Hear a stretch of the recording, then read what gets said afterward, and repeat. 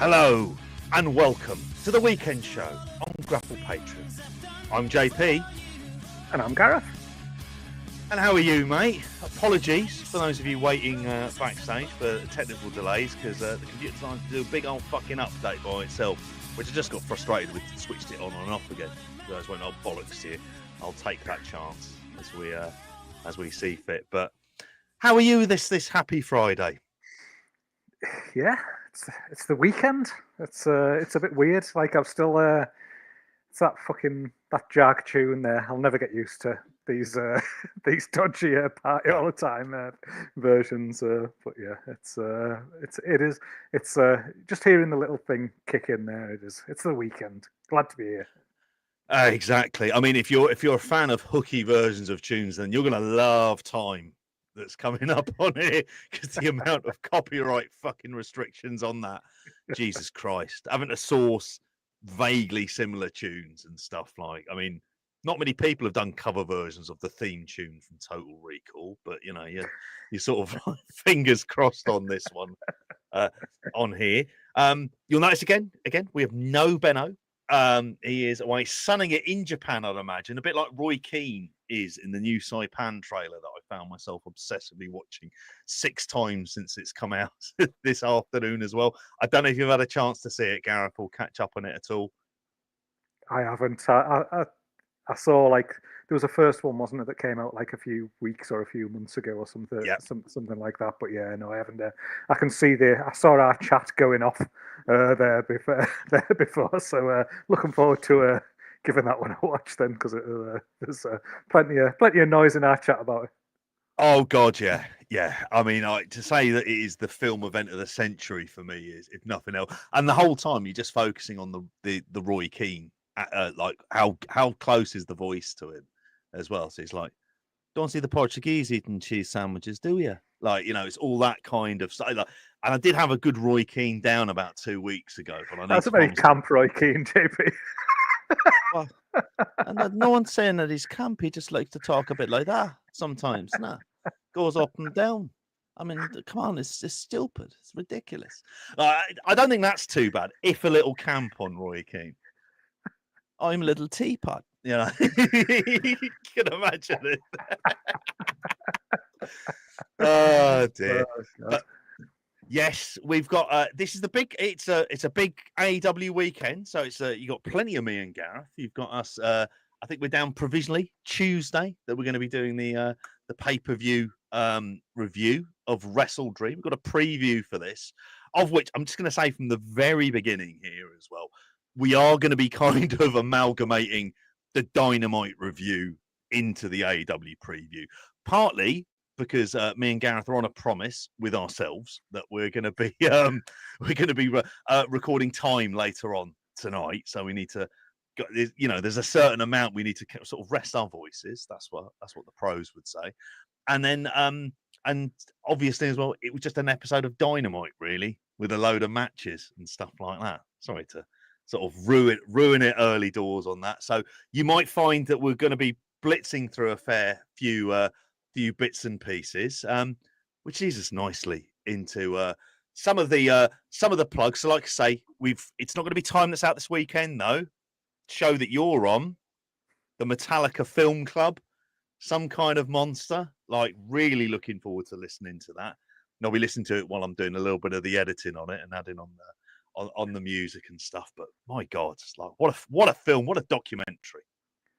Oh, it was so good to just go back and watch it again, because although I've watched it like quite a few times, just, you know, it's been a while since I've watched it, and I don't know, it's funny. It's funny how as you'll hear when you listen to the show, just your views on it just change sort of over time as well, and just find yourself as an older lad these days, and in the times that we're in these days as well, been a bit more sympathetic to James Hetfield, and maybe even a bit more sympathetic to Lars than I was when I first watched this probably 20 years ago or something like that as well. But yeah, fucking great time going back. Absolutely hilarious. I heard you saying on Spotlight to Matty about like the Dave Mustaine stuff, which is just like unreal. Like so many that collision between actual like interesting stuff, but also Spinal Tapness is just like first rate. Yep. And yeah, what a fucking, not many music documentaries better than this one.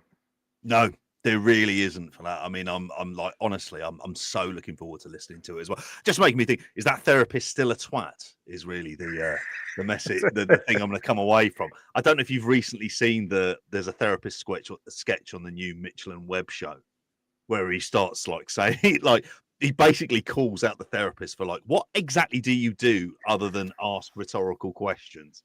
And I pay you several £100 for the privilege. It's like, can you give me some actual answers? And he seems like that's what he is doing. He's there along for the ride. But that's going to be out on Sunday. Obviously, like I say, WrestleDream preview today, and then the review on Tuesday as well. So let's get into it. Before we do all of that stuff, though, going to be getting on with the news. And first up, mate, and God knows what you're going to make of this, and I do have to. I don't know what to make of this because I'm not entirely convinced what the hell is going on with this story as well. But Andrade, El Idolo, contract complications are keeping him off AEW TV. Obviously, he made an appearance on October 1st, returning after, I say, a multi-year run, I think about 2 years in WWE, aligned himself with the Don Callis family, attacked Kenny Omega. However, and God knows what sense is made of this, it'll probably change in the next 15 minutes. It was said that he was fired, and so he didn't have a no-compete clause, but it turns out that there is a non-compete clause with the associated at the end of the run. AEW saying they know absolutely nothing about this whatsoever.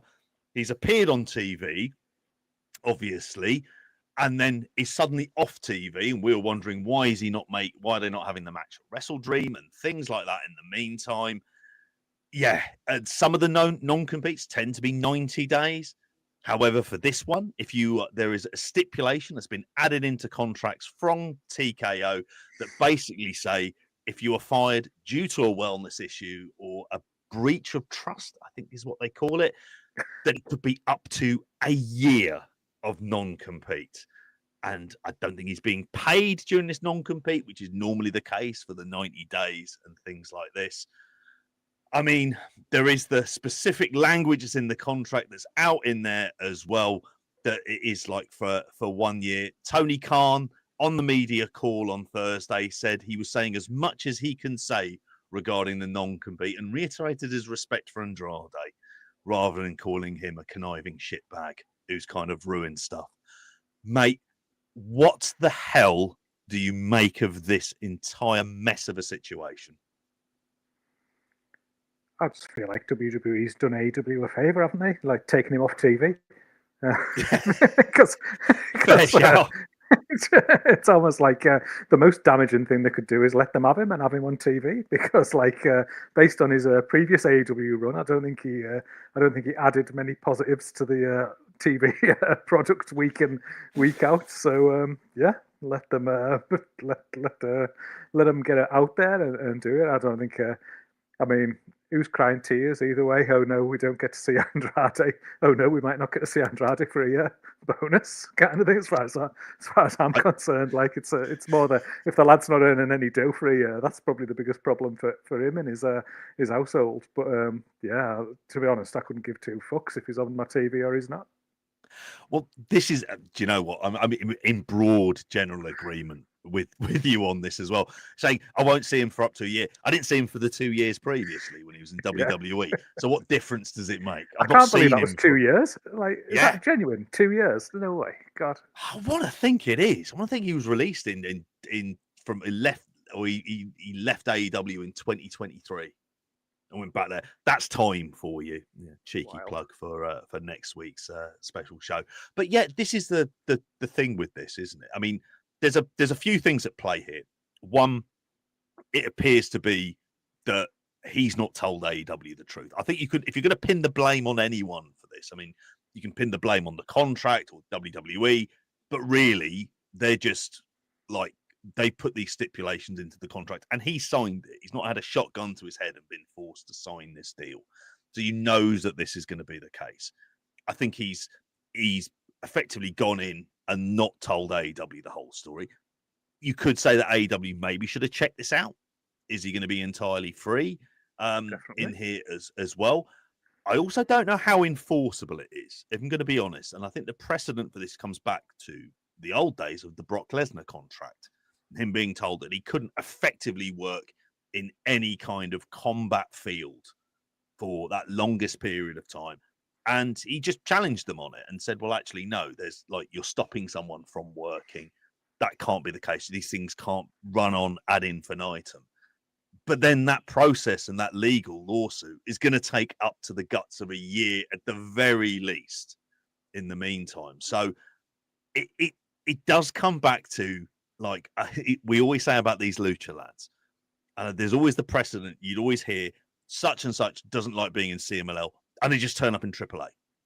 And such and such doesn't like being in AAA, they just turn up in CMLL. They got a contract with them, and they're just like, yeah, they couldn't give a shit. They could not care in the slightest at all. So it just makes you think about where exactly like this is going to be going. But ultimately, I love that line though in the contract. Something about what, like a betrayal of trust or something like that. Well, yes. Who defines that? How is trust defined in a court of law? Exactly. Like, yeah, exactly. That's the thing, and I think that's, if you've got a decent lawyer, that'll be the thing that you would kind of go to them with. And it feels like this will play itself out. If you're going to ask me what's going to happen, he'll be in AEW sooner rather than later. There'll be some contract messiness. It'll be him not being paid, and then he'll end up just on AEW TV, because it'll be the idea that he is allowed to make a living in that time, and you can't just keep someone out. And it might just be for that 90-day period, which let's not forget is 3 months. So the earliest, even if they did manage to just say it was just the 90 days and he ended up there, the earliest he's going to be appearing is what, January? Yeah, even more into it. It might even be like the 1st of February that he makes an appearance. So he attacks Kenny Omega and then completely fucks off. And then he's technically back in WWE now as we speak. They should just make it a recurring thing. You just attack Kenny Omega every 3 months and then disappear for 3. It'd be all right. Yeah, I wouldn't mind. But then it comes down to the serious thing of, like, did they need him? And is he worth the hassle that this is all causing as well in the meantime? Do you know what? It just really, the thing that it comes across is like, how can AEW not check? Surely you'd be like, all right, can we legally put him on our TV? Like, sure, that'd be like your first question, like 100%. And then again, it just comes back to those bad business side of things when there's like AEW like elements like this. Like, yeah, you check that because you don't want to get yourself in a situation where like this, like they found themselves, which is just fucking stupid. So yeah, bad on AEW as much as anything for me. Yeah, it does. It's one of these stories that just reflects badly on everyone involved in this, and it's not at all a good look. And weirdly, and I hate defending them for this, this isn't one I think I can pin blame on WWE for, because they've put it within the contracts, and you would expect someone who is going to be like him, probably paid certainly upwards of, let's say, $300,000 a year, to have a decent enough lawyer to be able to check the contracts and seeing that this is in place. And then when he's terminated, to go, well, actually, there is a non-compete. It lasts up to a year. You need to get this negotiated and sorted out. So, yeah, it is. As Don says here, AEW and sloppy shop shocker as well, which is a cracking. Shouldn't have used Clarence Mason. Should have used Clarence Mason, or the was it Trick Williams' lawyer who turned up at Bound for Glory, who remarkably is also an indie worker on the side, so which seems like a complete waste of his time as well there in the meantime. Not the only international talent we'll talk about from AEW, because we've had again a bit more of an update on Kota Ibushi. I mentioned this on the news dump during the week. 1 year to fully recover, 2 years until he can step into the ring again. This was a message that he posted on Instagram, and it's the timetable he's been given. He's 43 years of age. In terms of like the injuries he's had since 2021, he's missed all of 2022, 23 matches since then that he's had. And this is obviously relating to the injury that he suffered, which they did cover on Dynamite, they mentioned at the very start of Dynamite / Collision that he fell off, and it was a broken femur that he had when he slipped off the rope in there as well. But yeah, is he kind of done for? Do you reckon? It's a long road back, isn't it? Kind of, and it's a sad one, really, because when he came out on Dynamite like last week, I just thought like, oh, he looks like he's got himself back in really good nick here and like really good shape, and it'd be good to see, like, see what we can get out of Kota Ibushi now if he's if he's back fit, healthy, motivated, and everything like that. But yeah, it's a fucking 2 years is a long time, isn't it? It's a lot of work. Like, obviously mentally, it's a lot of work physically to get yourself back to be able to be in that position. But again, the clock's ticking as well, and you just think it's another 2 years on the clock. It's another 2 years away from the ring, where he's going to have basically spent the best part of half a decade not wrestling as well. So, don't know, maybe a good thing, maybe a bad thing. But sometimes you just got to take a step back with someone like this and go, like why are you doing this? Why are you still doing this? Like, maybe when your body's starting to break down as well, it's something that you need to be thinking about too. But yeah, I think we've seen the best of Kota Ibushi now, haven't we? It feels like we have as well, and I think you're looking at the age. He'll be 45.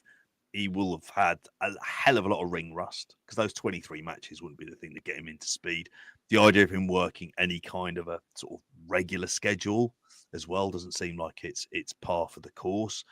However, if he even talks about, like, if he doesn't end up in AEW and goes back to Japan and decides to work there, of course, famously, he sort of burnt his bridges with New Japan, sort of accusing them of all sorts before he left there as well, which leaves like his Noah performance when he turned up there, just an absolute ghost of a human being. DDTs on a much sort of smaller scale. You do kind of wonder at this point, like, what exactly he's going to be able to do. And there was apparently provisional plans that he was going to be on WrestleDream this weekend. I just can't think in what kind of format he would have been in there, unless they were going to do something like Golden Lovers versus Young Bucks or something along those lines.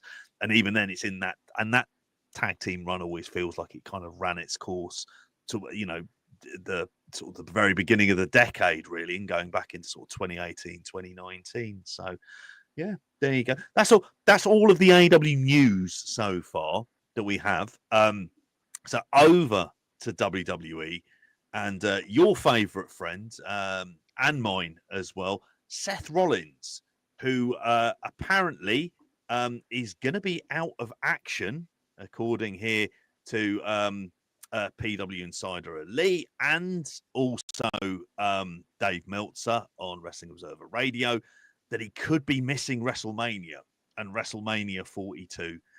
Dave says, and again, I'll have to translate Dave speak, well, it looks like he's going to need surgery on the shoulder. That's pretty much it. The story I got is he was going to have surgery as soon as possible. That was a couple of days ago, and everything else, I haven't heard anything as far as what they're going to do with the World Heavyweight title. But if he has surgery, he's going to be out for a long time, probably past Mania as well there.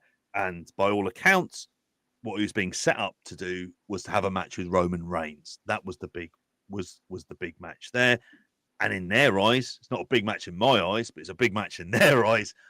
Like, that's going to require a whole lot of movement of pieces. I mean, I have to ask you, did you manage to see the match still from Crown Jewel? And did you see the angle they did the night afterwards on Raw to kind of write him out in the meantime? I didn't. Well, I haven't watched a second of WWE TV since Brock Lesnar's music hit. Was that SummerSlam? Was that? Yeah.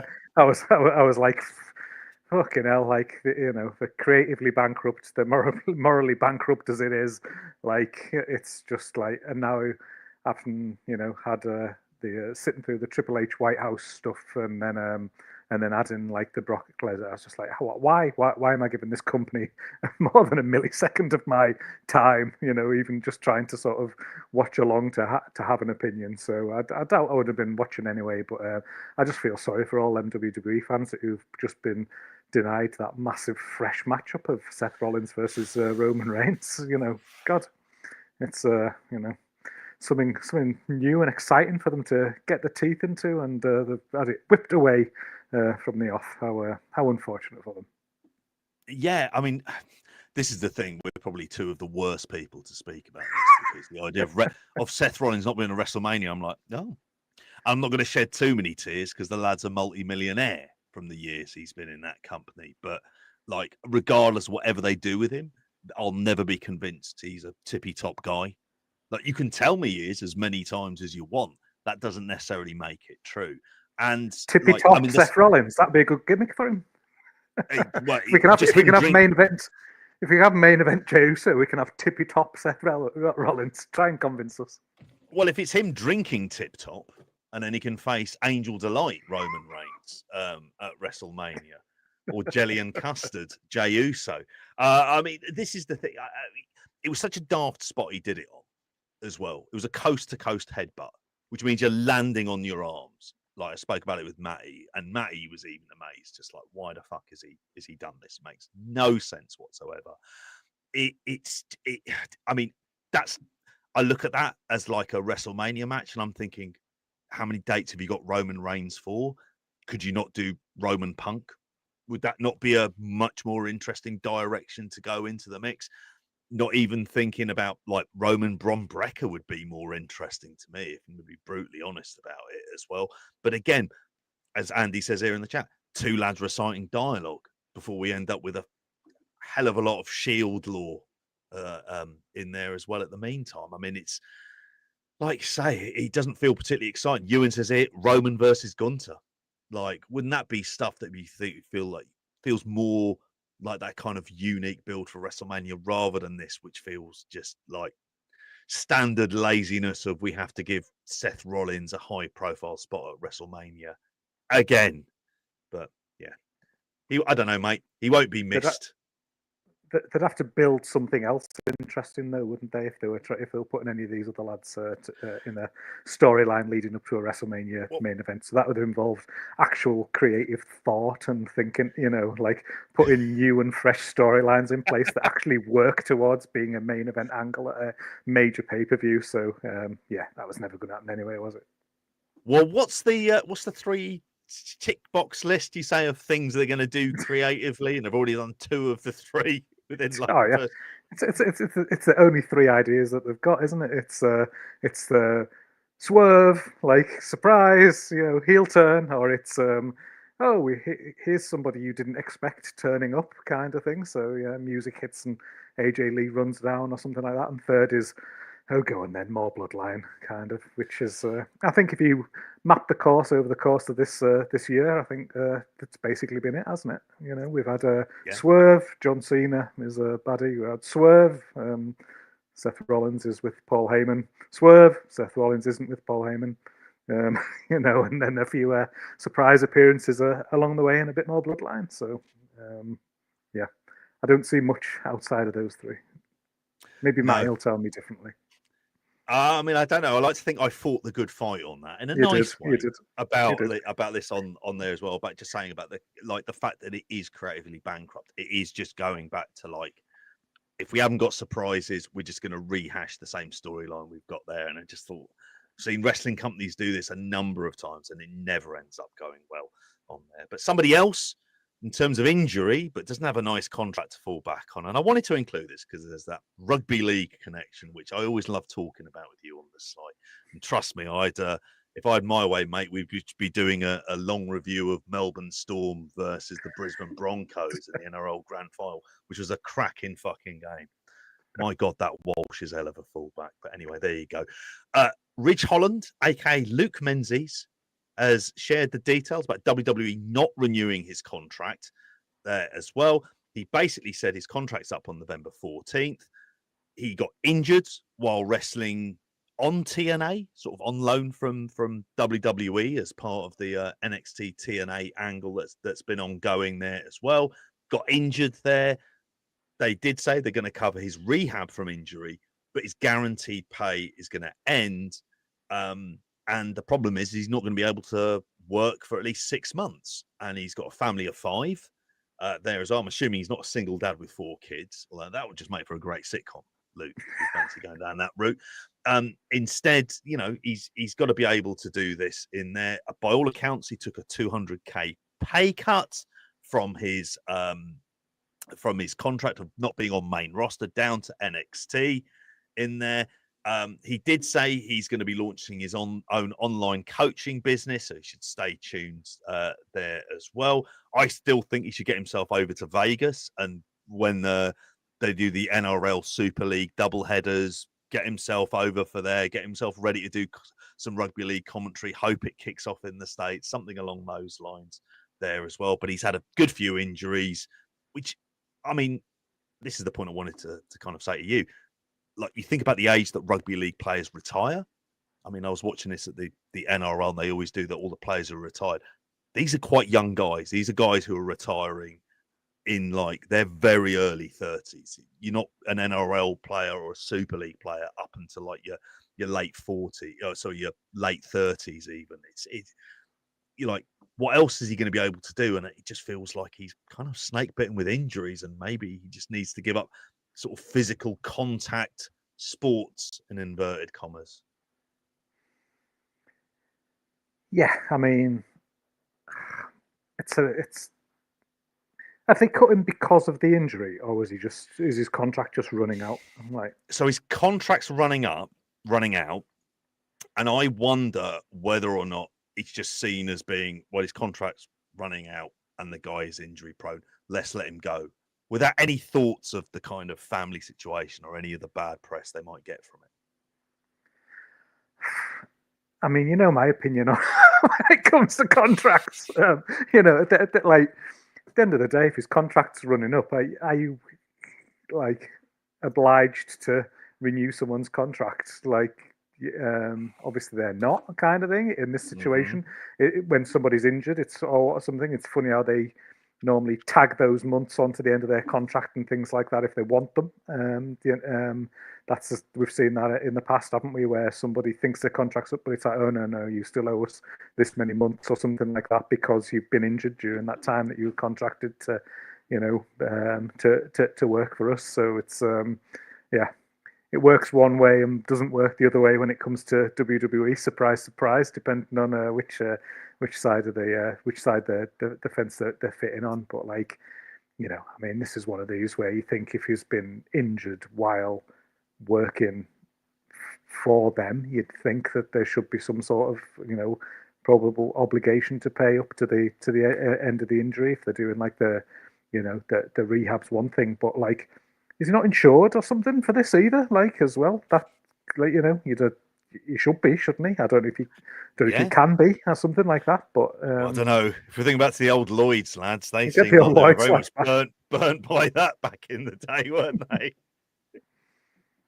Yeah, but I don't know. I mean, thinking about him and next steps here, his body just doesn't seem like is made for you know, longevity in the wrestling game, does it? So yeah, I don't, you know, I'd probably see his future probably as being outside of wrestling, isn't it? And probably where you've got a background in where you've got the wrestling side of things, you've got the rugby league side of things. You know, you're probably right if he's saying there that he's going to set up some sort of like coaching thing or something. It probably feels like that's more of a avenue for him, a sensible avenue for him to probably go down at this stage in the career. Because again, at a Coles level, looking at his wrestling career, I think he's probably achieved everything that he was ever going to achieve in his wrestling career anyway. And max, if he's taken 200 grand pay cuts to just stick around and be in NXT, you know, I think his career earning potential from wrestling's probably massively peaked at this point as well anyway, really. So probably going in a different route's probably a more sensible option for him, isn't it?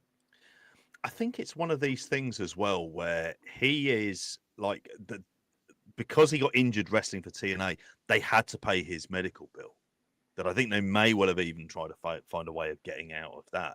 I mean, my suggestion would be, does he want to stay in the States? Because if he's not wrestling really, like in essence, there isn't like a rugby league that he can fall back on like he could do over here, or even if he was in Australia in terms of coaching or anything else along those lines. And that like, where would he end up going there as well? And you know, Chris mentions here that he's probably been fighting an uphill battle whenever he did that belly-to-belly suplex on Big E and that ended up with him breaking his neck. In the same way that he kind of might well have like marked his card in the meantime. But yeah, that might be even his rugby league career though was like, it wasn't at Super League level kind of, it's the vast majority of his career is below Super League level. So like it's not like he's got the rugby league credibility chops kind of thing over to come and do something over here, unless it's give him a job because he's been a wrestler, so he's got a bit of fucking, social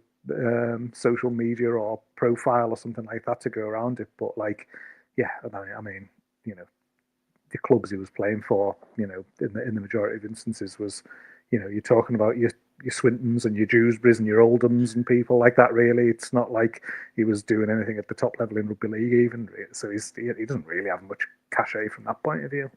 Yeah, maybe just get himself, if ESPN cover it, get yourself a commentary gig over in the States. You're over there, you should be able to cut some semblance of a promo. But as you say, he's gone as well as in fact he went a lot further in WWE than I thought he would have done, considering they also had like Daniel Vidot from like come over from the NRL. Yeah. He just didn't even seem to appear, and you thought there might be this crossover there, like the idea of these like particularly rugby league lads, because of the full-on nature of the collisions compared to say a rugby union and whatnot.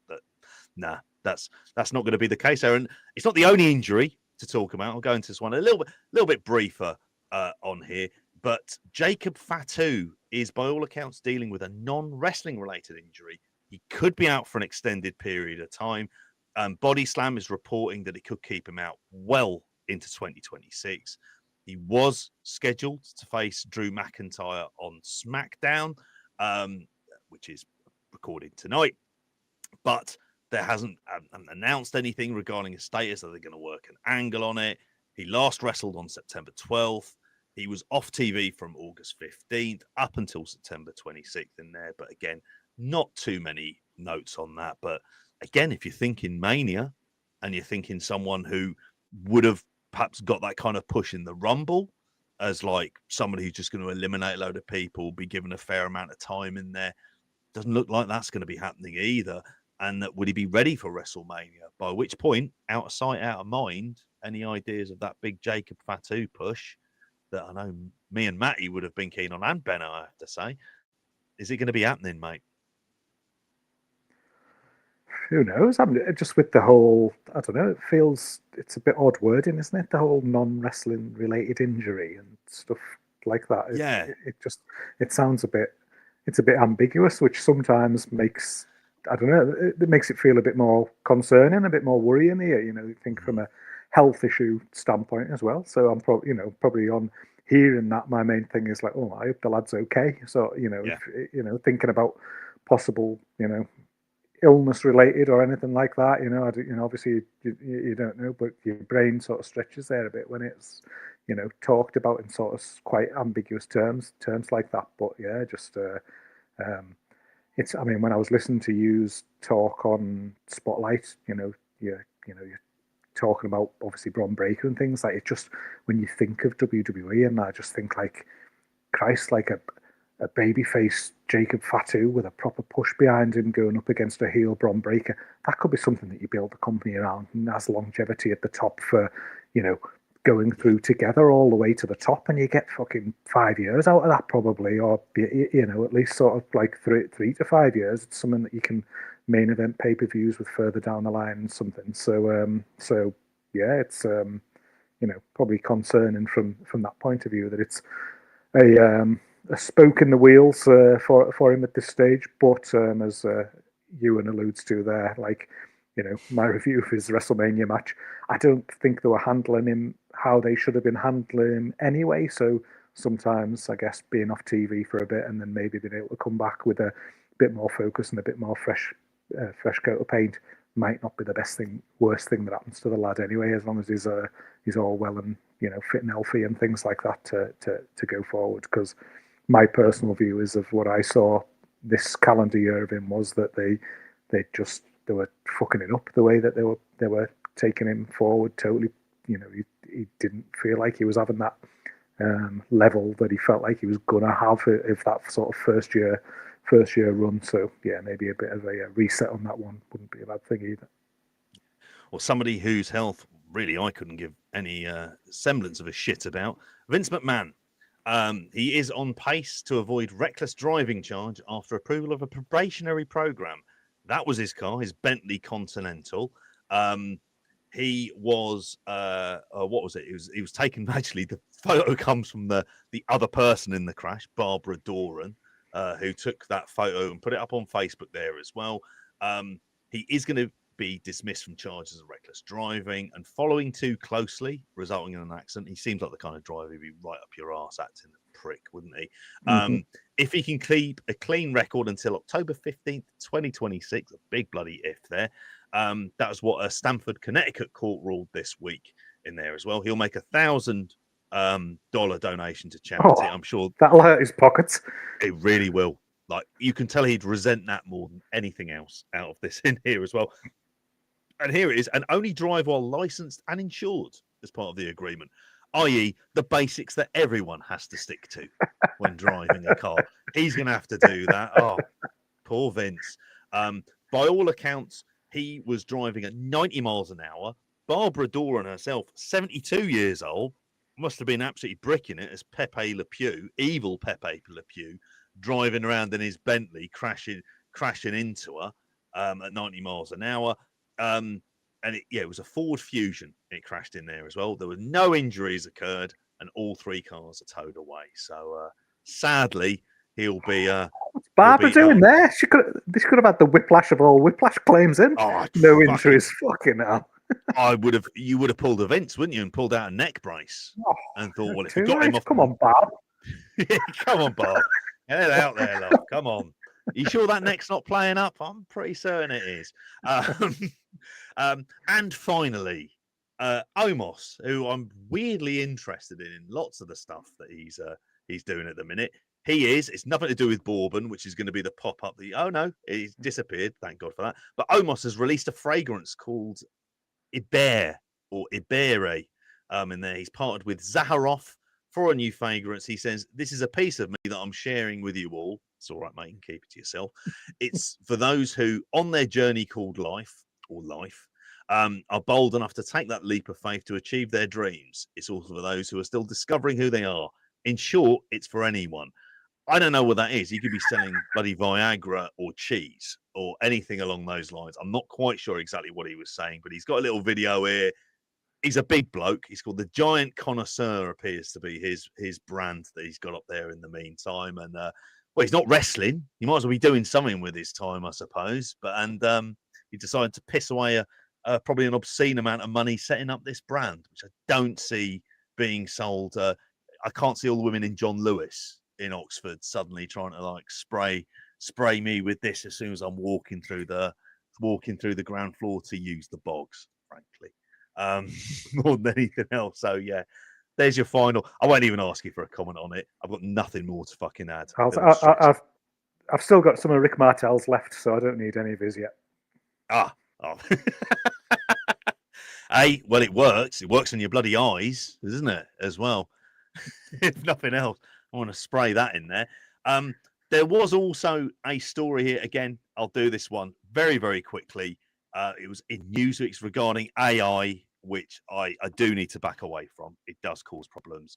That by all accounts, they have pitched a bizarre new storyline idea because they'd hired in, if these pop-ups could stop appearing, that'd be nice, hired a new senior director of creative strategy who will focus on integrating AI into the company's creative process. By all accounts, one of the things is this guy, or was it Cyrus Kausari, who feels like a name that they would make up in there. And he stated that he would lead the WWE transition to AI-based storytelling.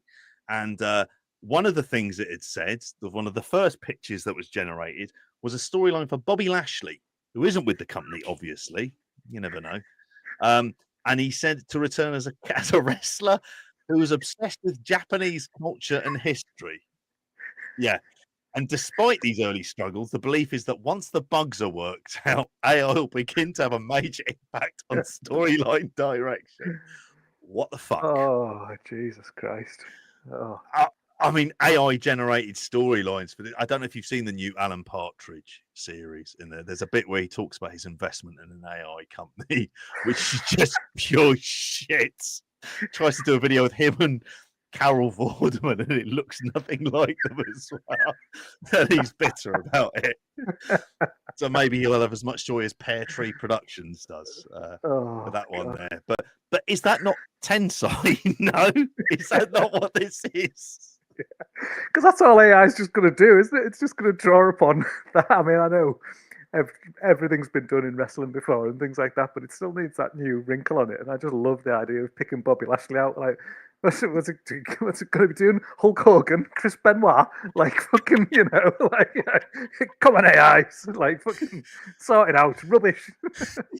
I mean, this is the thing about AI as well. And it's not just to stick your face against your will onto the faces of serial killers, but it is more like this idea, or onto Mount Rushmore for that matter. But like, I mean, is this what it's going to do? Just regurgitate storylines? So it's going to be like, well, you've got Andrade back. What you need to do is you need to have him as a dustman. What? Yeah, it worked in the early to mid 90s. Let's go with it. From Andrade Drosy, something like that. Just absolute, yeah, fucking madness. What has the world become? Still better than Road Dogg, though. Still much better than Road Dogg. There were a couple of TNA stories. I'm not going to even bother putting them up onto here. By all accounts, and it's the fallout for Bound for Glory. They're not actually taping anything for a month, which is the most TNA thing ever. That by all accounts they broke their attendance record, and let's take a month off, lads, to celebrate, while we're also trying to get a TV deal in a different climate when it comes to TV ratings. But they are told that a TV deal is coming, rather like Christmas, and by all accounts, there's a lot of contracts coming up as well. The Hardy Boys TNA contracts are coming up next month. Apparently, they have a lovely relationship, which I'm sure will continue once the Hardy Boys are signed with NXT. And they'll come over and still be TNA tag champions, because that's how it works. I don't know if you've got any thoughts on that. If you haven't, mate, it's all right. We'll just move on. Couldn't care. Good lad. That's what I like to hear. There isn't an Impact Wrestling report because it was just a recap show called After the Glory. And after watching that show, you should be called After the Glory Hole, because it's a lot of fucking darkness about it. I have to say that. But there is Ring of Honor results as we get into that section on here. Deep breath. Sidley Akeem defeated Alex Zane. That sounds like a bloody Evolve match, really.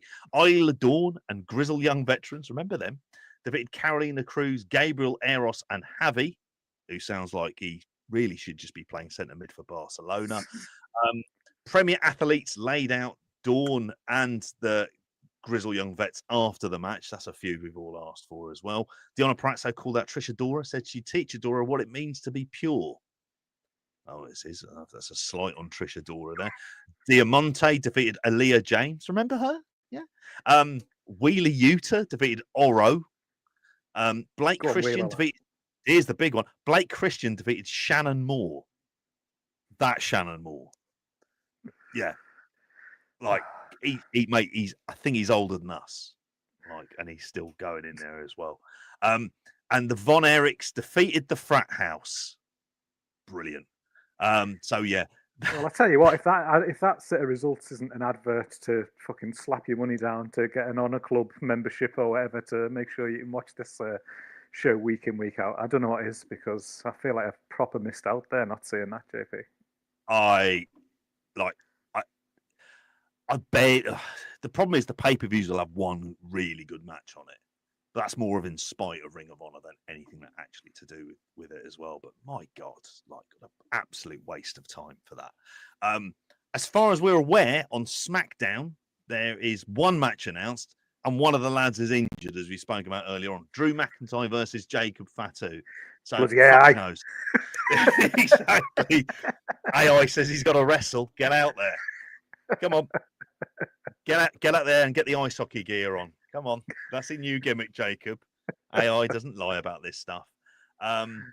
Which I suppose in some ways just leads us to the main previews. And as I said earlier on, there is a question I want to ask you at the beginning of this, just in terms of the TV show. Obviously, I'm assuming you watched the Dynamite Collision 3-hour extravaganza. Mm-hmm. Oh, I mean, before what we're going to try and do is we're going to talk about each of the matches, and that's going to bring up some of the stuff that happened on this, because I have to admit, I thought this was like, other than a couple of very small segments, kind of like a big old non-event, like the most by the numbers TV. I mean, what were your overall thoughts on it? Yeah, I mean, I thought it was fine. It was a fine show, sort of thing. Like, you know, there was bits that were, you know, bits along the way. They were obviously just like leading into the matches that are happening at the weekend. So it was like ticks in lots of big boxes there for, you know, for progressing the storyline, I suppose, to lead into what they're doing. But I don't know. I find this a lot with like the AEW like dynamites that are just the immediately come before pay-per-views. Like a lot of them just feel a bit kind like they don't feel like you're going hot into the pay-per-view, do they? It almost feels like, oh, we've got fucking 2 hours of TV to fill here, kind of thing, just because we're at the point where we're ready for the pay-per-view now. So it's, you know, just put some stuff out. So I wouldn't say it was a bad show. I enjoyed watching it, and you know, the pieces that were put together. But other than one particular storyline or part of the, you know, part of the show, there wasn't a lot here that made me fucking rabid at the edge of my sofa, desperate to be watching, you know, WrestleDream for some of these others. You're looking at it and going like, yeah, that makes sense. It's a match that's happening because this feud's been happening or this storyline's been pieced together over the last month. But yeah, it's not a lot there that's, you know, really thinking like, oh, I can't wait for this match, you know. Yeah, I think that's. I mean, in some ways, Chris summarised it quite nicely. It's like Black and Gold NXT, where the TV is skippable, and you can just watch the takeovers, and you know that if you, and like for this, say for example, you can just watch the countdown, and it will just do a nice summary of the angles you need to see before you come into it. I think that's the issue. It's not bad wrestling TV. I mean, WWE still has a kind of mostly a monopoly on that kind of aspect of things, but it's not must watch by any stretch of the imagination. And I get the feeling that they're mucky balling things again. And I think when AEW TV's been at its best, like for example, the idea of a show long storyline isn't really a thing that they do. It's just more that we have to cover this match in this particular segment, this match in this segment, and that kind of very regulated, very formulaic TV. As much as it ticks the box of we need to make sure we've got some heft behind certain matches, it doesn't make for great TV at times. And like the amount of kind of like tags, multi-person tags, like I can find it just sort of like my eyes were glazing over very much when I came around to Collision, and not in front of the hottest crowd in the world either. It was a bit difficult, but like you said, it does the job though of letting you know that this match is going to be happening on the pay. Functional, very functional stuff, isn't it? You know, and exactly. And like you say, when it's compartmentalized in that way, that the show's not thought of as show long storyline, and it's thought of as more linear week to week through it. Like, here's your 10 minutes that relates to that kind of thing. Everything always makes sense. Like, there's always that kind of like line through and stuff. But some, you know, like you say, you come back to that thing of getting you on the edge of your seat, and it's been something that you can be incredibly excited for. And again, you know, in some ways, you take a step back and go, like, it's nice to have some things here that, you know, I am excited about, and you are into. And of course, you can't make an entire pay-per-view. Every match can't be like that, but, you know, probably going into it really thinking there's probably sort of, you know, 2 to 3 matches that I'm actually, you know, over average levels of excitement for, sort of thing. Which, I don't know, is that right? Is that good? Should it be more, kind of thing? I don't know. It's, you know, it's at the, you know, at the end of the day, like, it sort of feels like there's a bit of, you know, there's a bit of filler here, sort of thing, and there are storylines that are justifiable. But does it feel like, is this really a put your money down pay-per-view match? Probably not for a few of these. That's the thing, isn't it? Yeah, I mean, there's like to give you an update on it, and I was going to ask you what your excitement level is going into this as a pay-per-view. You've kind of nicely summarised it there as well. But in terms of the amount of tickets that they've sold, At last count, it's just over 5,500 in the old Chaffetz Arena, which is right here behind me now. What does it hold? I'm just having a quick check on that now. On here, it holds 9,045. So that's not good, is it? No, it's not great, and it's. I mean, obviously, it's St. Louis, so it's like a relatively big media market, but Missouri isn't a place where they always run, so it feels like kind of like somewhat of a strange option, and they can get away with it because you can just push it up and have the screen kind of covering over like a quarter of the arena pretty much. But yeah, again, 6,000, it doesn't seem like they'll have to make a hell of a lot of noise, and they'll have to make sure that they at least still shoot it quite well. But that was like 4 days ago was the last announcement in there. They're set up for just under 6,000. I'd expect them to break that 6K barrier, but probably not by a whole lot more if we're going to be honest about it. But we might as well get into the show as well. I've got the old Paddy Power odds up on here as well, if you do fancy a cheeky bet this weekend. So yes, from the Chaffetz Arena, St. Louis, Missouri, we start off in here, the tailgate brawl, and we'll probably bring in like say, dynamite thoughts and the general build to these matches as well. On the tailgate brawl, 4 matches announced for that. And so for those of you wanting to know, the countdown is already out.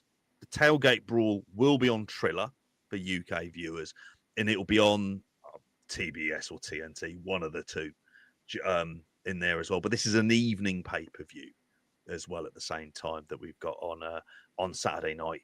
But we have Harley Cameron and Willow Nightingale versus Top Gods, Megan Bayne and Penelope Ford. Any thoughts on that, Gareth? I mean, my thoughts on it would be that, like, well, at least it's something that they've put attention into on TV over the last 3 weeks, and often these pre-show matches can just feel like, here you go, he's a 6-man tag, him and against him or something like that, and it's just go out there and have a match for 10 minutes. So I would say at least there's been, features on TV, matches on TV, and things like that have led its way into this. I don't like the Megan Bayne Harley Cameron match on Collision this week. To be honest, the set, obviously I'm not going to turn around and say it was a fucking outstanding match or anything like that, but I thought they did enough work in there, like the way that they set it up with Megan Dominator, and Harley got like a few, good hope spots and rallies and counters. There was she had that great kick out spot off like the F5 and things, Harley Cameron. So again, at least there's something there behind it, and they have been, facing off and leading,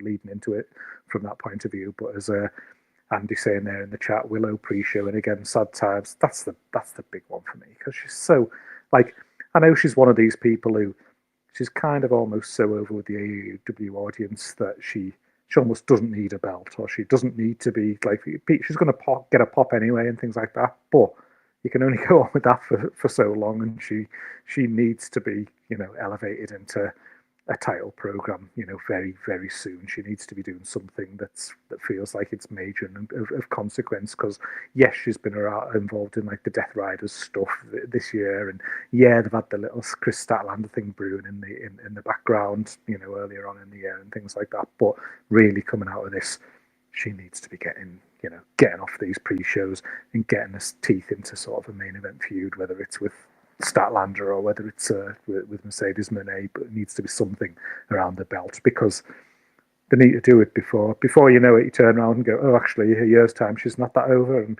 Kel Surprise, you've had a fucking, coming out and doing pre-shows in front of 1,500 people, and people very quickly lose the shine. So yeah, that's the biggest concern for me.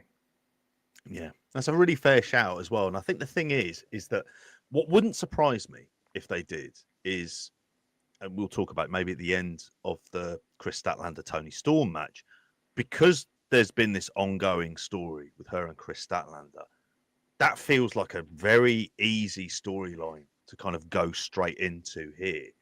It's just in some ways, why wouldn't they have had this match be maybe like if they did like a, as part of the women's tag team tournament, like just give it some kind of degree of stakes that might have been worthwhile.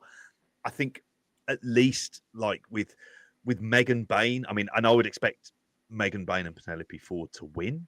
I mean, although on pre-shows they do tend to go very, very face heavy just to keep the crowd sort of upbeat and happy. But she's only, as they said on commentary, she's only been pinned once in AEW. There's stuff that you can do with her. She has a unique look in there. Harley Cameron can eat pins, and it doesn't really matter because her character is over in that somewhat kind of slightly limited way of not like a top star, but she's such an entertaining act that it's absolutely fine. And then from this, I would be, if it were me, I'd just go into the Willow Nightingale stat feud. Like if you're keeping the belt on Statlander, and we'll talk more about that later on. And that would feel to me like that would be the place to go.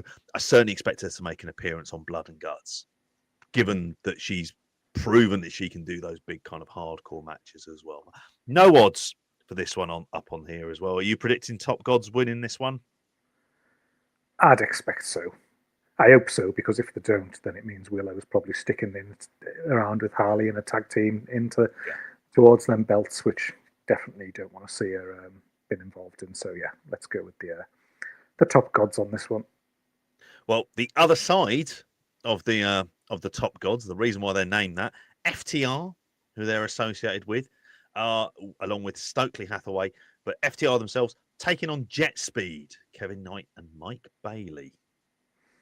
Again, it's a match that you look at and you go, yeah, they've built this on TV, over the weeks. Am I making this up? Is my brain playing tricks with me? Did Kevin Knight pin build last night? Did he pin Dax Howard? Yes. The other week. He did. So they've done things there that have been giving towards Jet Speed as well, which feels right. I think as a tag team and thinking about a tag team division, like Jet Speed have just fit in nice. I'm not a big Bailey guy, but I think him and Kevin Knight have, they look like a team, they work like a team, and they've been sort of a welcome addition really at that level as to what they need to be. So yeah, again, this feels like a match of actual substance that's on the pre-show rather than something that's a bit throwaway. But again, does it need to be there? I don't know. I think this is the thing, is it kind of, with FTR, they're kind of still in that holding pattern, because until they get round and do like even more of the follow-up with Cage and Cope, who are noticeably absent on this card, this is kind of a fine direction. And Kevin Knight is someone who, it's not going to be now, but this is the position you should be putting him into. You should be putting him into a tag team, just letting him get those reps, letting him get kind of better, and then when the time is appropriate, sort of moving him into a singles direction. If AEW are going to sign new talent, then I prefer it to be a Kevin Knight and an Ace Austin and those kind of younger guys. But I'd expect FTR to win. That would be the only kind of common sense thing to have. You always want FTR in your back pocket. It's a shame from going, against the big match that they had last month into this one. It just feels like kind of slightly nondescript in there as well, which does lead us into the next match, which I have to say, when I saw the promo on Dynamite / Collision, my heart did sink. Eddie Kingston and Hook versus, to be announced. I don't think it's been announced who they're up against at this stage. Them as a tag team, and he said, "Oh yeah, by the way, we said we're gonna be a tag team in the promo." And honestly, I was just like, "Fucking hell, really? This is the big, after that CM Punk match that he had against Eddie Kingston, and seeing him playing second fiddle to Hook in order to try and get Hook over, just makes you think, yeah, he's that run that we want from an AEW, that ain't ever happening." Yeah, I think on the review show, that last pay-per-view, I was saying, you should have held him off and just give him reps at a lower level just to get himself back up to fitness and things. And, this is reps, but not the reps I want to see. Well, yeah, how substantial is going to be? Who are they up against? Is it going to be like the Frat House?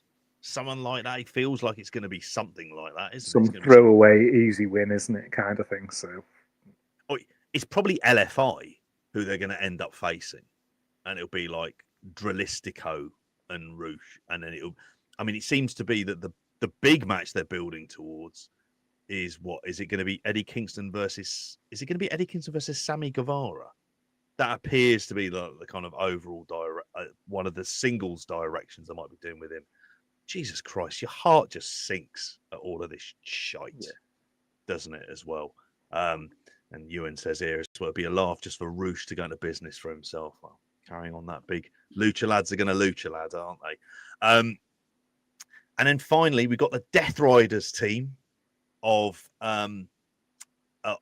Daniel Garcia and Wheeler Yuta, your favourite, not so much mine, against the conglomeration, of which I am going to have to check, see what version of the conglomeration it is, whether is it going to be Roderick Strong and Kyle O'Reilly. I kind of expect it to be something along those lines. I'll just quickly check. It's Orange, Kyle O'Reilly, Ishii, and Roderick Strong, isn't it? I think yeah.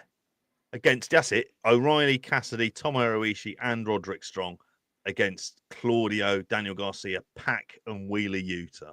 So this will probably be headlining the tailgate section of this. Yeah. Which again, it makes sense as a match. If they have been, again, that through thread across Dynamites and Collisions over the last few weeks.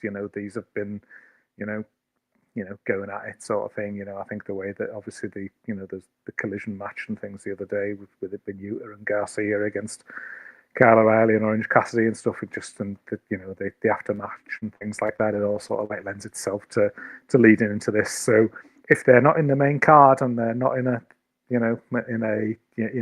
individual feuds relating to it, then it's a reason for it to be there, sort of thing. So again, it kind of has a tick in the box on that one from that point of view. I probably lend myself more back to the other way, though, of when you're like looking to review these things and you're just thinking about sticking 4 matches on a pre-show that feel like where 3 of them feel like they've had a bit of build and they've been like prevalent on TV and stuff like that, and that's before you even get to the main card stuff, some of which falls into exactly the same net as what these do.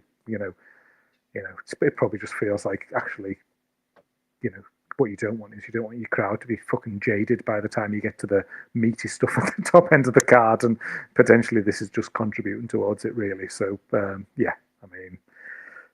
that it's there. It's stuff that's been built up properly, but do we need all this squeezed on before you get to your main pay-per-view? Like, probably, that's nearly as long as an actual WWE pay-per-view when it comes to wrestling matches, isn't it? Unnecessary. It's absolutely unnecessary for this. I mean, Death Riders win. That much you'd be obviously completely confident in it as well. And it's just, I'm just so unenthused by the conglomeration. And in some ways, you're just waiting for Roderick Strong and Kyle O'Reilly. Just turn heel. Just do that. Just break this lot up, because there's better things to do with Orange Cassidy. You don't need Tomohiro Ishii around the place, like, at all. It's an act, isn't it, for there as well? And I don't think Mark Briscoe needs them. They tend to just bring out a much more sillier side of Mark Briscoe, which isn't the Mark Briscoe that I want to see, but more of which about him soon enough. But we do get on to the main card then at that point, of which the first match I've got down on here, Jamie Hayter versus Tekla, which, looking at it odds-wise, Jamie Hayter 9-2 on. Very much big favourite there. Tekla 11-4. Interesting. I'd be going with Tekla here. I think she's made such a good impact since she's been on TV. She really feels like she's like freshened things up. I love her working style. I think she comes across great there, and I love I just got a good laugh out of the on-screen promo that she did on Dynamite this week, where it was almost like there was that sort of like throwaway thing of where she was like, well, I only attacked you because you were there, kind of thing. Like, there was no actual kind of like animosity behind it. It was almost just like, like, we've had this feud like building over a couple of months, and you just happened to be in the wrong place at the wrong time, and like, I just that like got a bit of a laugh out of me there. But I just like, yeah, I think it's a good pairing. Like, this is a match that I think is going to be really good. It's good to see a women's match on the main card of a pay-per-view that isn't revolving around a title, as well, which is good to see, really. So yeah, this is one of the ones where, while I'm not like absolutely on the edge of my seat, desperate to watch this one. It's one that I'm looking at and going, I'm going to fucking really enjoy that match because I'm kind of invested in both of them as wrestlers and think that they're both, you know, adding sort of like a positive arm to the women's division at the minute. Yeah, I'm kind of with you on that as well. Just because it's a, let's face it, what is this? It's a B level pay per view. It's not Full Gear. Full Gear, there'll be a lot more to it, and you'd be hoping even by the time it hits World's End that there's more people who are back into the mix in terms of bigger stars. Not Andrade, he won't be there, or will he be there? Who can fucking tell? But I do think here the Tekla at 11-4 in terms of the betting is actually quietly worth a punt on this. I agree for the same reasons that kind of Andy does. It makes them look strong for blood and guts. She's a fresh face. Jamie Hayter isn't going to be put into the world title scene, I don't think immediately. It might happen for a few months. So I think this kind of a loss and a bit more of a like kind of slightly extended feud could be good. I mean, my only disappointment is that Tekla didn't have what was an obvious pay-per-view match against Queen Aminata. That felt like that was a bit of a no-brainer, and they never put that on All Out. And that was like one that you thought, well, come on, like that's an easy kind of match to kind of like put onto the card. But I think this could be good. I've liked Tekla since she's come back in, and she's got that kind of, you know, different look, different appearance, like just different feel about her as well. Very much a fresh face. Jamie Hayter still, for me, needs a hell of a lot of reps in ring and needs to just be working for a while because she isn't anywhere close to the level she was at when she was champion, when there was like that idea of like, no, she feels like a big deal in this division. But as well, Tekla's, Jamie Hayter, she's beaten Julia Hart, she's beaten Sky Blue. So if she beats Tekla, like she's just totally just cleaned out the Triangle of Madness there, and like like one person's just gone through the whole stable and beat them all. So Tekla probably will and should win like this weekend. I see it because it makes no sense for the Triangle of Madness to just be basically all just cast aside at the hands of one wrestler, really. Yeah, exactly. If only they offered bloody Ackers for this. You go with some nice home bankers and then have this one on there just to boost the odds a little bit in there as you cheeky want to keep an eye out on there as well. Next up, the Tornado Trios match of the Hurt Syndicate, Bobby Lashley, who saw him there as well, just like watching the sumo in the background. He was massively obsessed with that, old Bob. MVP and Shelton Benjamin versus the Demand, Bishop Corn, Ricochet, and Toa Leona. And obviously the match they had at on Dynamite was the Hurt Syndicate versus GOA as just a straight up tag, which GOA won. Are they winning here, mate? Don't think they're winning on the pay-per-view, and when they've won on Dynamite. But it's a good little feud. This, like, I think Shelton and Bobby Lashley feel like they've been very giving. I think in this feud, and the way I think they've put over the gates of agony like pretty strong here. I think it's sort of helped Ricochet along. I think in his like involvement in this as well, and I like the work. They just feel like they've just got good chemistry between them all, and it's something where it does. I think the work feels a bit more fucking rugged, and it definitely it definitely feels like there's that element of chemistry there that's they sort of feel like natural people to be feuding. And I think, as we've talked about in the past, I've heard you and Benno talking about the Gates of Agony. It just feels like they're just getting that leg up, and they've been somebody who's a bit more credible as well. So in a world where we've got like a Jet Speed new to the division who've got that air of credibility from a tag point of view, if you've then got a Gates of Agony coming through this, having a bit more credibility and things, does feel like the tag team division's just starting to just get a little bit of a injection of a bit more life through it, really, which it definitely hasn't had for the last probably 2 years, last year or the year before that, really. So there's definitely some fresh matchups coming here, and good matchups, I think, that could come off the back of it. So yeah, good little TV feud, this one, and one that you can sort of run into a B pay-per-view, but I'd expect Hurton to get the win here after having lost on Dynamite. Interesting, because the Paddy Power certainly don't agree with you on this. They've got the demand at 11-4 on, and they've got Hurt Syndicate at 15-8 on here. And I'm probably one. I'll say the demand. I want them to win it, partly because, and I want, like, if it's Ricochet pinning MVP, simply because he got pinned last time out when he took that gnarly bump through the table before.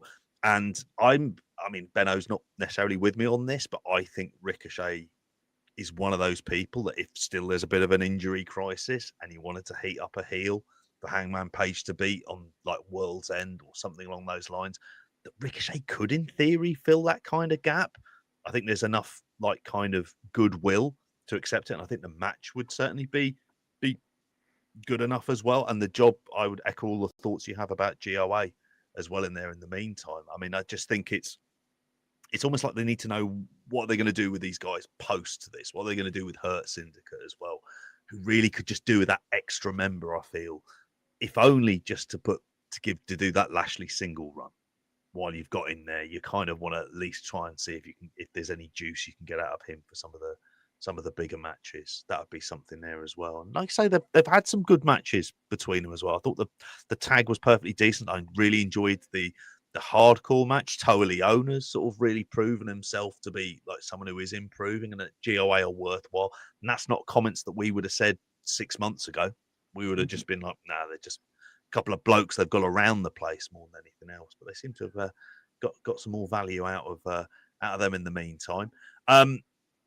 Next one is another tag match. Speaking about the rebuilding of the tag division, $500,000 tag team match. The Young Bucks versus Jurassic Express with your favorite Jungle Boy Jack Perry back in tow.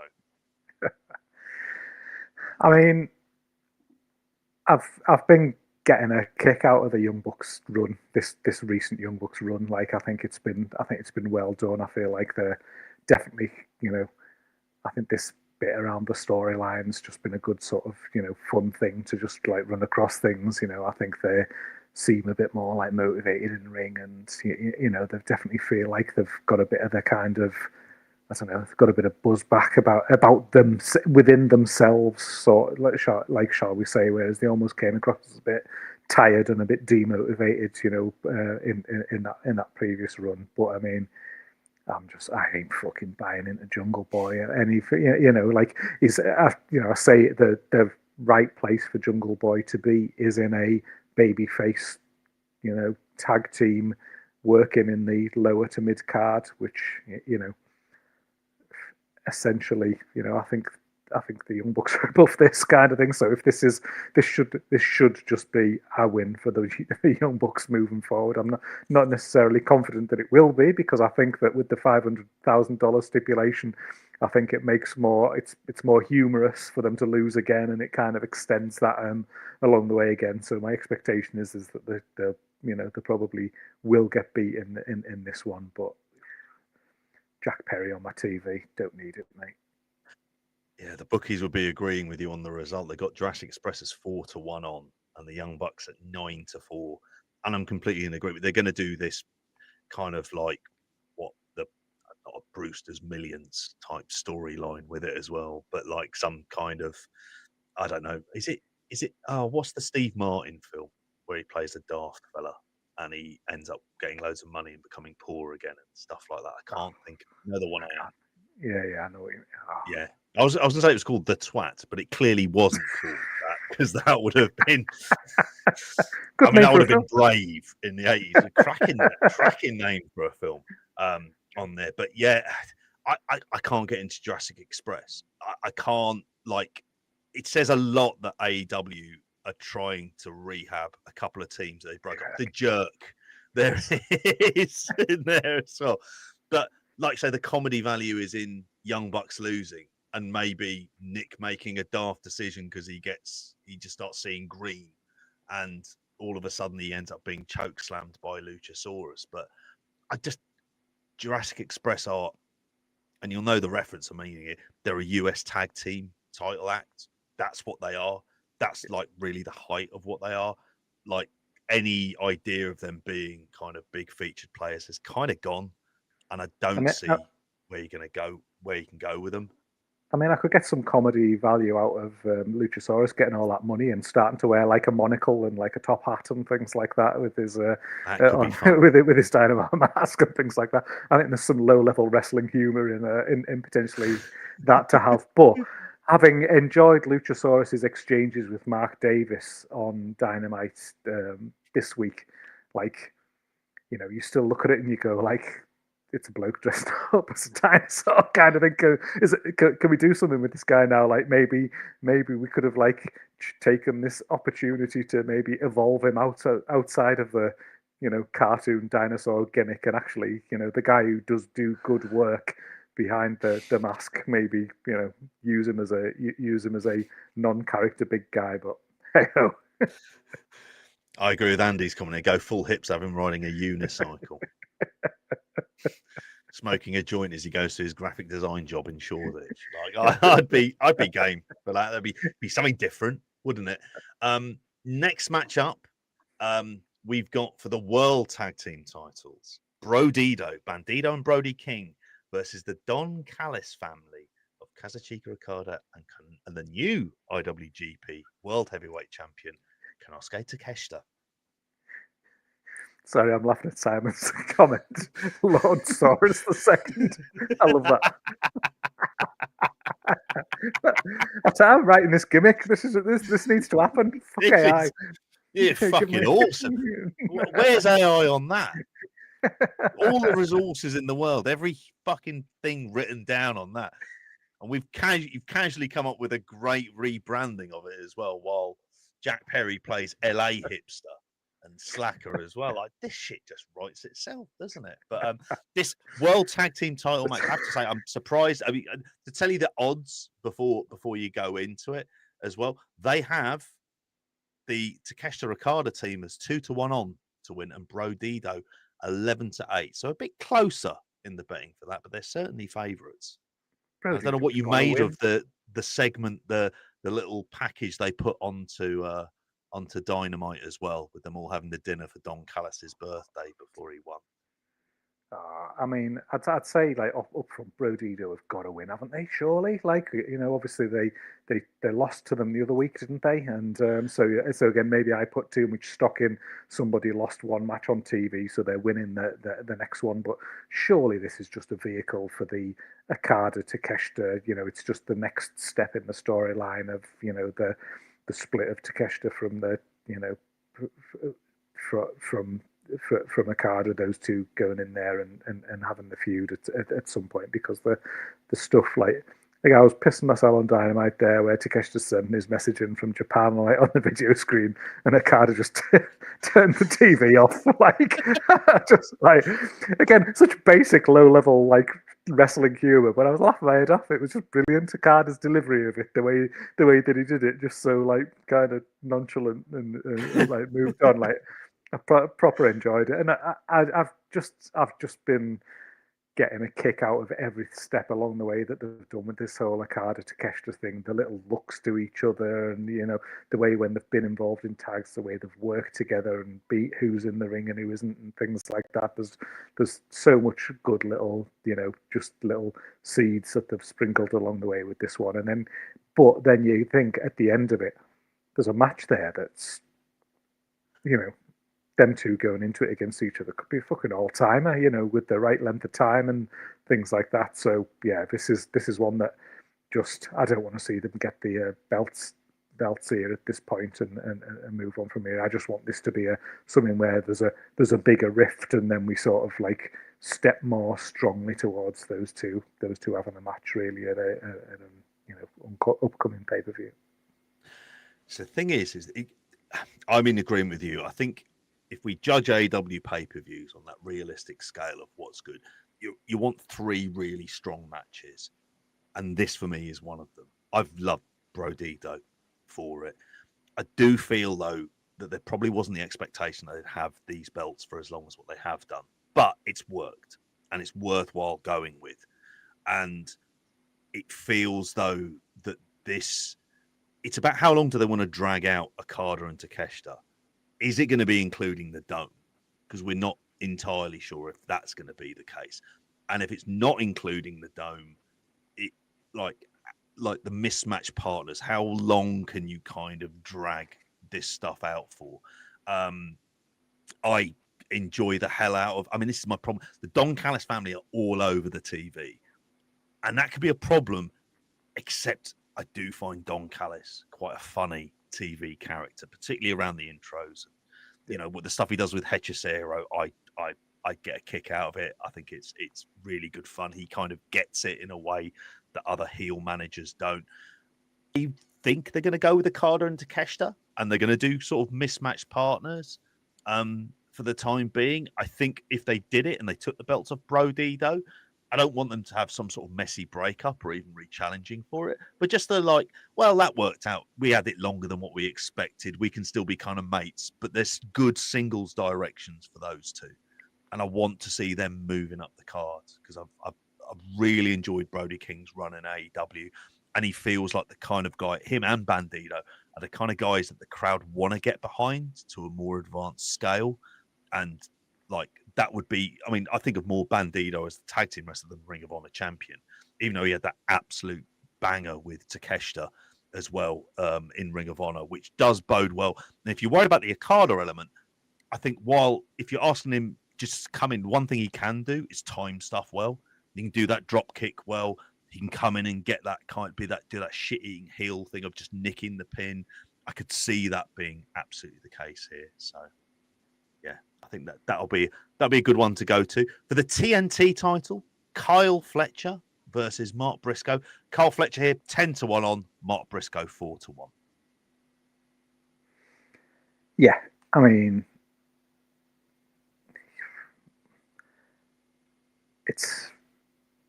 there is that part of me that thinks, could Kyle Fletcher lose the belt as he's then like, you know, okay, then steps on and steps up to the next level with the belt off him, you know, going, you know, potentially winning like, you know, Continental Classic or something like that, and you know, position him at a next level. Mark Briscoe has obviously got that track record of just, you know, losses and things, and him being someone who can eat a loss, and it doesn't like affect him. But again, you know, maybe it's one of those where I don't know. Does the timing feel right to hand Kyle Fletcher a loss?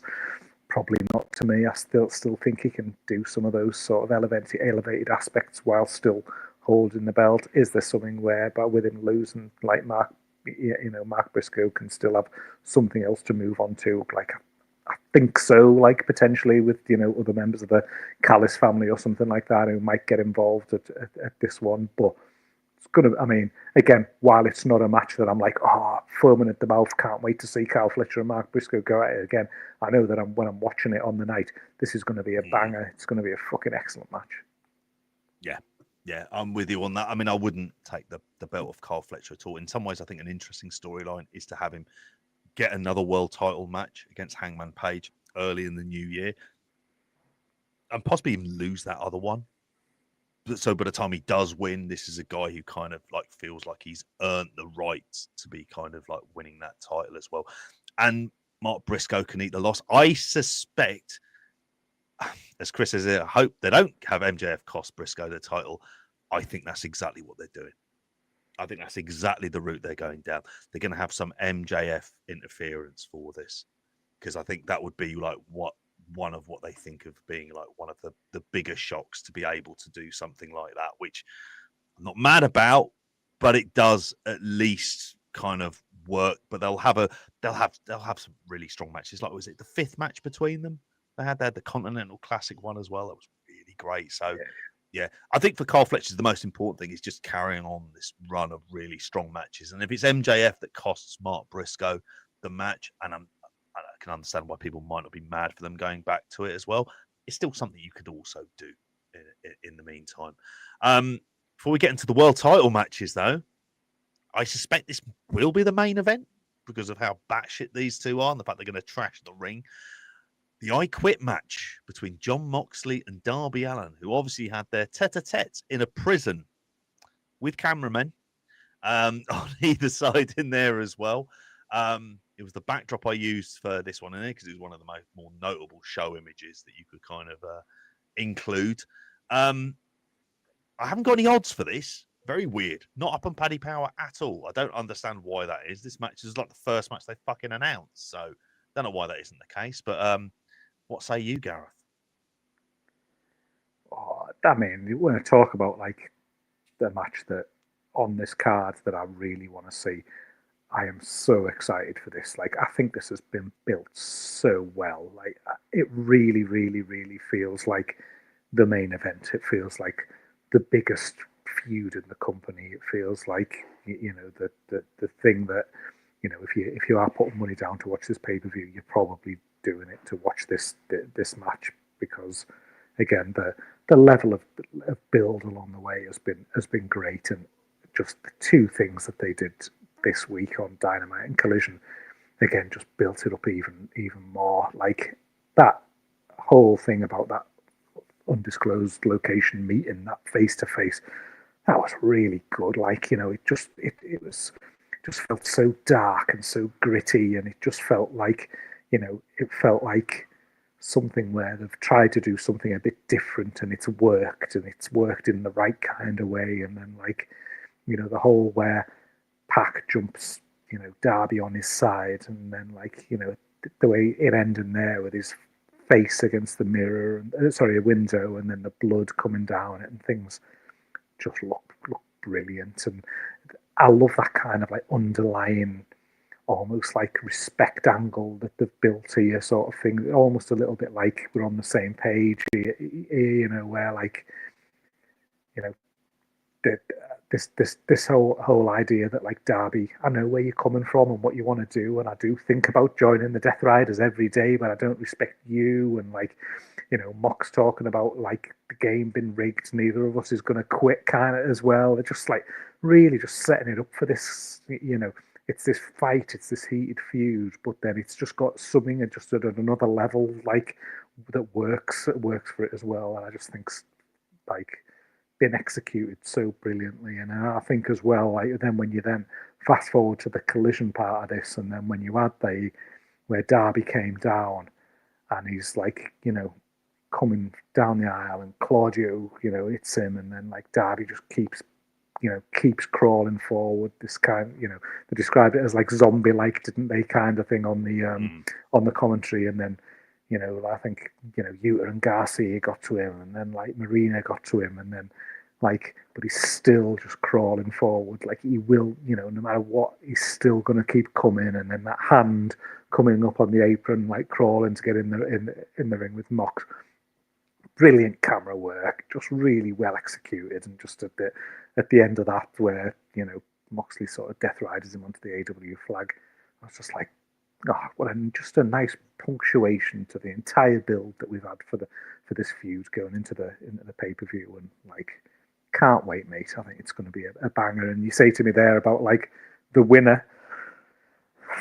I mean, you'd expect that it's going to be Darby, kind of thing, but is it? Like, you don't know. You don't know where they're going with this, but I know that I'm going to be entertained as hell, because these two just click. They just get it together. They're both on the same page.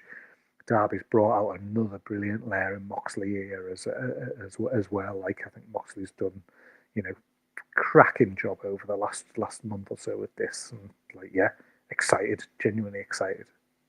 Yeah, I think echo your thoughts entirely. I think this is going to be an absolute banger of a match. I think the fact Darby's been doing, was on Ariel Helwani, he's been doing a lot of press for this, suggests to me that this is the beginning of the Darby Allin into the world title kind of picture, and this is the big win for him in order to get there. I think he can do it. I think it might well end up leading to kind of the beginning of Moxley doing a reinvention of the Death Riders as well. You know, laying the groundwork for when Gabe Kidd does come in January, which he will end up doing, and it'll be absolutely mental. It'll probably end up being match of the night. It'll end up having the moments of the night, and it'll be completely batshit. And it should headline. Like, this is a show that you can get away with it, and you should be able to headline for it. And while I wasn't, just the prison setup was all a bit hokey for my tastes. I wasn't offended by it. Although I did understand Kieran in the Discord, who is work as a video professional, of just going like, why is why not do it on CCTV? But then that's not something that visually looks good in there as well. You and asking here, do you reckon Sting turns up to help Darby out? That wouldn't be entirely surprising. Old Santa Sting, as he looks like these days as well, because he's not dyeing a hair anymore. If Mox quits, then again that has the impact on the Death Riders, because if your cult leader's quitting, kind of, then like, oh, that's big cracks in the the dynamic there as well, isn't it? So I think it's good shit. Yeah. Well, the women's world title match, we have the women's world champion Chris Statlander defending her first title defense against Toni Storm in their first one-on-one meeting. Statlander 6-1 on here. Toni Storm 7-2. Yeah, it should be like Statlander should get a win, shouldn't she? Like, it's, Toni Storm doesn't need the belt. Statlander had the surprise win. She now needs to kind of like establish herself at this level, so she shouldn't be losing it this quickly. And there's probably fresher stuff that they can then move Statlander into with other opponents. It's going to freshen up the top end of the women's division. So should be a Statlander win. I've been really I've been high on Toni Storm for a while, but this one's not a match that I'm it's a match that's happening, and kind of I'm not going into it with huge enthusiasm in any way, really. It feels a little bit more of a means to an end rather than something that's essential for the card. To be honest, I think they're going to save a Toni Storm win for when they go back to Australia. I think that would be the thing that you can end up doing there when you go back, and that's what, in February, I want to say. Gives it a few months, gives Statlander more of a chance to kind of have that run, establish herself. There's more, just a different direction and different opponents that she can end up facing as well in that time. The thing that makes sense. I can't see any other result other than Chris Statlander winning. It wouldn't help. It would just be awful if she ended up losing it on here. To just go back to Toni Storm was like, well, why do it in the first place? Like, why take the belt off her in the four-way? So, yeah, Chris Statlander winning that one. And then the main event, Matty's favourite, he seemed absolutely bewildered that they could do this for the World Championship. Hangman Page defending against Samoa Joseph. And odds-wise, Hangman Page 14-1 on, Samoa Joe 5-1. Sounds about right. It should be about 50-1 on really old Hangman there, shouldn't it?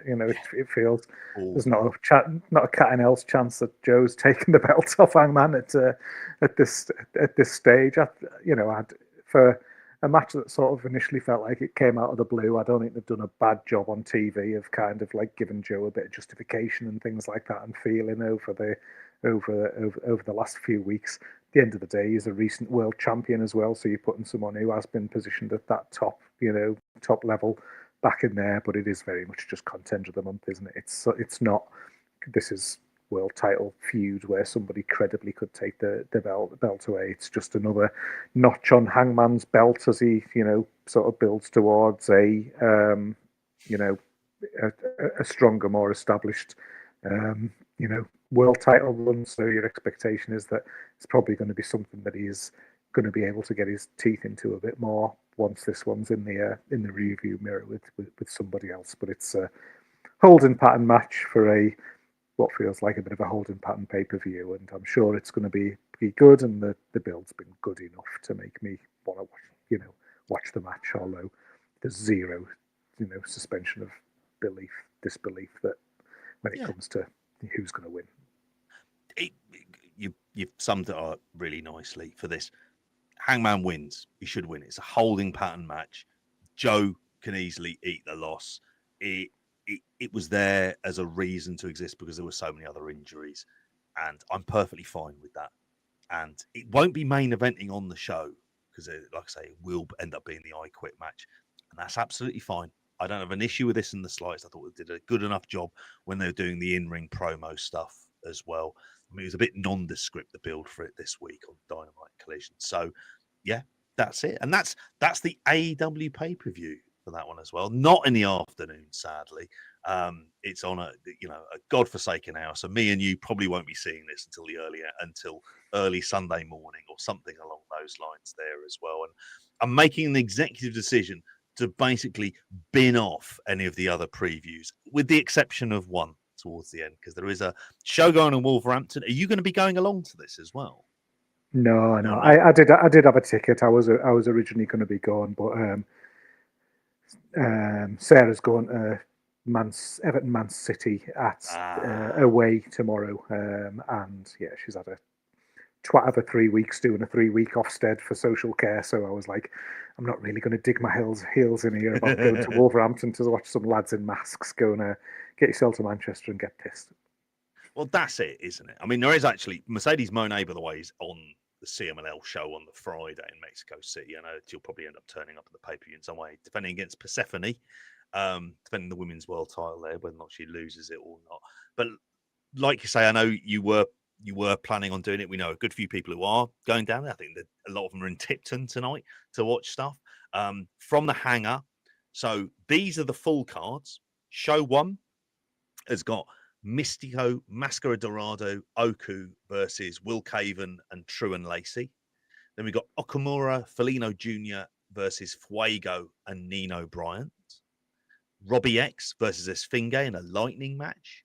Zula versus Connor Mills. JJ Gale versus Titan. Defunto versus Jay Joshua. Hechicero versus Chris Ridgway. And Shah Samuels versus Ultimo Guerrero. Anything stand out from that first show? Because it's an afternoon show and then an evening show, which is really good value if you can get yourself along to it. Anything stand out from that? It's probably the Mystico, Mascara Dorado, Oku match, isn't it? That's probably the one that jumps out there. But again, if you always have the kind of, I don't know, I feel conditioned to think that an afternoon show they're going to be working light, aren't they? Really, just thinking about the show to come later on. But yeah, that's probably the one that's jumping out the most there for me. I mean, they've been pretty optimistic there. I think Chris Ridgway is getting some earlier in the day. Like, be very very surprised to see if his car manages to do that on the early morning. Yeah, better get on the National Express, mate. Yeah, I was going to say, more chance setting off walking at this stage. What I would say about these cards as well is you can't say you're not being shortchanged on the amount of CMLL talent involved in this. It is very heavy. It feels like a genuine Fantasticamania, like when you see them go to Japan and they're bringing pretty much everyone over. So it does feel like it's worthwhile, which would explain with the CMLL show in Arena Mexico being sort of very female heavy, being able to do that. But it is the show too that feels like there's so much more to it as well. So we got David Francisco and Okamura versus JJ Gale and Fuego. Robbie X and Felino Jr. versus Xander and Leyland Bryant. Leon Cage versus Esfinge. Titan versus Defunto. Zula versus Hechicero. Leo Rush, who's going to be over here till January, versus Mascara Dorado. And Connor Mills, Jay Joshua, and Ultimo Guerrero versus CPF. And the main event, it looks like a cracker, Mystico versus Michael Oku. Yeah, again, it's that main event, isn't it? It's the Mystico and Oku, and obviously if they're working together in the afternoon, I'm sure they're going to be doing something just to set something up to give that match a little bit of a bit of juice as well a bit later on. So that's that's the obvious one that jumps out. But I think when I look at that list, I'm not a massive Lucha guy, really. If I had been going, I was going for the piss up, and to be honest, it's probably the piss up that I'm more regretting missing out on than the necessarily some of those matches on the list there. But I'm sure everyone's going to have a fucking fantastic time because the last RevPro show there was really good, perfect location for it, and just. When I'm seeing the photos of the lads sat around having a few beers, that's when I'm going to be most gutted. Be gutted, isn't it? I think he's this feels like it's good value. I can't think of the price for both of the shows combined, but it is like quite a bit of a discount if you're just going to just one of them as well. Like I say, you've got pretty much most of the CMLL top lads there. Mystico being the kind of obvious draw. I think seeing Leon Cage in there would be interesting. And it's how many of these RevPro guys can end up getting a cheeky booking with CMLL in the meantime. There is always that aspect to it that I'm kind of interested in. Would they look at someone like a Leon Cage and bring him in, or a Jay Joshua and Connor Mills, and just think, there you go, 2 shows for 45 quid. Barely gets you a ticket at a bloody League One / lower championship level ground these days. So yeah, seems like sort of good value for that. I look forward to listening the reviews from it as well. Look forward to hearing Andy and Jeff on Graps and Claps doing their reviews of these as well in the meantime, and going to all the Oni Scrans places around there as well in the meantime, and having a big old feed. But looks like a cracking show. That takes us to the end of this. I thought I was going to keep it short. No, as per usual, that was a load of old bollocks on my part there as well. So all I want to do is thank all of you as patrons for listening to us live as well. Special thanks to our kings and queen of the mountain, Connor O'Loughlin, Eddie Sideburns, Chris Platt, Carl Gack, Sophia Hitchcock, Marty Ellis. I don't know if Simon Mulvaney, I think, is still a king of the mountain as well. So I'll chuck him into the mix as well in there. Apologies, Simon, if I fucked up and got that massively wrong in there. But thank you, everyone, for that. And Gareth, I don't know if you've got anything you'd like to add before we wrap up. No, I think that covers it. I'll see you in 2 hours, mate. See you in 2 hours. Adios. See ya.